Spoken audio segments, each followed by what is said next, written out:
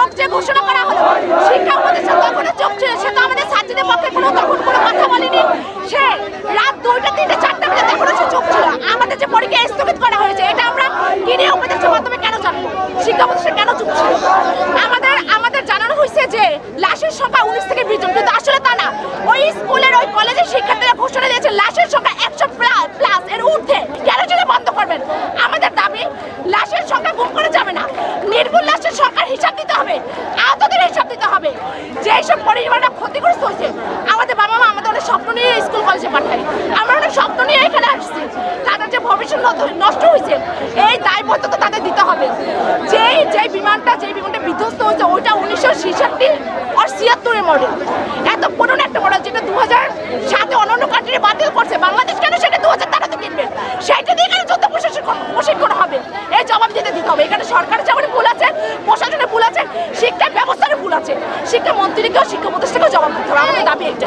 লাশের সংখ্যা প্রায় তারা বলতেছে যে লাশের সংখ্যা 20 জন, আর আমাদের অনেক ওখানে বিএনসিসির অনেক বন্ধুরা ছিল, তারা বলতেছে যে লাশের সংখ্যা প্রায় 200 দাঁড়িয়েছে। তো সেনাবাহিনী রাত 2:30 নাগাদ বা 2টা নাগাদ তো তারা ওই লাশগুলো তারা গুম করে ফেলাইছে। এখানে আমার মনে হচ্ছে যে এখানে এই সরকারের একটা ব্যর্থতা রয়েছে। এই স্বৈরাচার সেনাবাহিনী, স্বৈরাচার পুলিশ সব লাশগুলো গুম করে ফেলেছে। তো কিসের কারণে ফেলেছে এটা আমরা জানি না। তো আমাদের এই দাবি দেওয়ার যদি আগামী 24 ঘন্টার ভিতরে না মানা হয় তাহলে আমরা শান্তিপূর্ণ আন্দোলন করতেছি এবং আমরা শান্তিপূর্ণ আন্দোলন করে যাব। আর আমাদের আরেকটা কথা হচ্ছে যে শিক্ষা উপদেষ্টার পদত্যাগ আগামী 24 ঘন্টার ভিতরে যদি না করে তাহলে কিন্তু আমরা রাজপথ ছাড়ব না। আগামী 24 ঘন্টার ভিতরে শিক্ষা উপদেষ্টার পদত্যাগ করতে হবে এবং এই হত্যাকাণ্ডে যারা জড়িত, যারা লাশ গুম করে ফেলেছে তাদের আইনের আওতায় আনা হবে।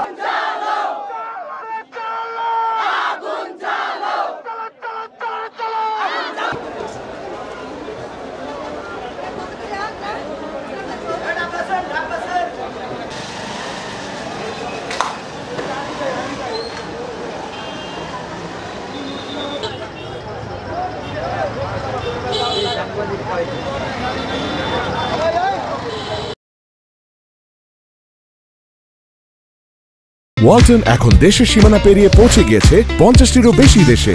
ওয়ালটন, ঘরে ঘরে বিশ্বজুড়ে।